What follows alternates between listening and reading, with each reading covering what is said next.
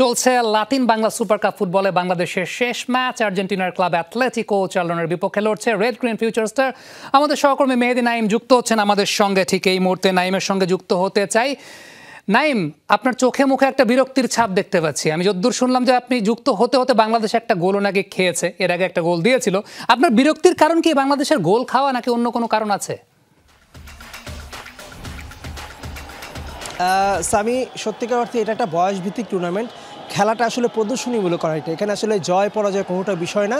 এখানে মানুষ স্বতঃস্ফূর্তভাবে আনন্দের সাথে খেলাটা দেখবে, সেটাই আসলে সবার চাওয়া ছিল। কিন্তু পুরো টুর্নামেন্টটাই ছিল একদমই অস্বতঃস্ফূর্ত। আমি যদি বলতে চাই আজকের বিষয়গুলো নিয়ে কয়েকটা পয়েন্ট যদি বলি, আসলে আমরা সাম্প্রতিক সময় এরকম টুর্নামেন্ট দেখি না যে এতটা অব্যবস্থাপনা। আজকে ম্যাচ শুরু হয়েছে নির্ধারিত সময়ের 17 মিনিট পর। একটা ম্যাচ এরকম দেরি করে শুরু করার কারণ হচ্ছে রেফারি মাঠে ঠিকমতো আসেনি সময় মতো, এবং প্লেয়াররা তাদের পেমেন্ট এখন পর্যন্ত পায়নি। সে কারণে কয়েকটা ফুটবলার হচ্ছে গিয়ে খেলা খেলতেও আসলে অপারগতা প্রকাশ করছিল। সত্যি আসলে এই ধরনের সিচুয়েশন আমরা মুখোমুখি হব সেটা আসলে চিন্তাও করতে পারিনি।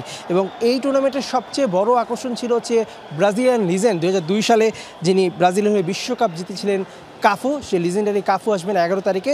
সেটাও কিন্তু অনিশ্চয়তার মধ্যে পড়েছে, কেননা যারা আয়োজক সংস্থান আছে বক্সিং প্রমোশন, তারা কিন্তু এখন পর্যন্ত তাকে পেমেন্ট দিতে পারেনি। তাকে পেমেন্ট না দিলে কিন্তু স্বাভাবিকভাবেই সে আসবে না। এবং আরেক আর্জেন্টিনা লিজেন্ড ক্যানিজিয়া, সে কিন্তু ইতিমধ্যে বলেই দিয়েছে সে আসছে না, কারণ তাকে পেমেন্ট দেওয়া হয়নি। এই যখন অবস্থা, তার মধ্যে দিয়ে একটু দর্শকদের কথা বলতে চাই। আজকে 50% কমে টিকিট মাসে ছাড়া হয়েছিল শুধুমাত্র স্টুডেন্টদের জন্য। কিন্তু আমরা দেখলাম যে মাঠে দর্শকরা কোনো প্রকার টিকিট না কেটেই ঢুকে পড়তে পারছে, অর্থাৎ নিরাপত্তা বেষ্টনী একদমই নেই। এবং এই যে খেলোয়াড়রা আমার ঠিক পাশে খেলছে, তারা কিন্তু কিছুটা নিরাপত্তার সংখ্যাও রয়েছে। সেটা কিভাবে?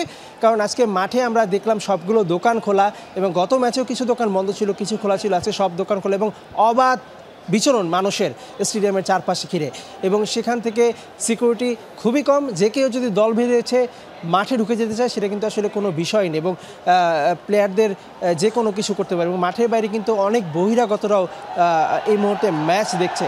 তো সব মিলিয়ে এরকম একটা আয়োজকদের বাফুফে কিভাবে পারমিশন দিল টুর্নামেন্ট আয়োজনের জন্য, সেটা কিন্তু আসলে সবচেয়ে বড় প্রশ্ন। বাফুফে এখান থেকে কোনো লাভ করছে না, কিন্তু দিন শেষে বাফুফে এটার এই আয়োজকের সহায়তা করছে। আপনার কথা একেবারে স্পট অন। সেটা হচ্ছে পুরো আয়োজনের অব্যবস্থাপনা নিয়ে আপনি কথা বলছিলেন। অসংখ্য ধন্যবাদ আমাদের সঙ্গে যুক্ত হওয়ার জন্য। মেহেদী নাইম আমাদের সহকর্মী যুক্ত ছিলেন।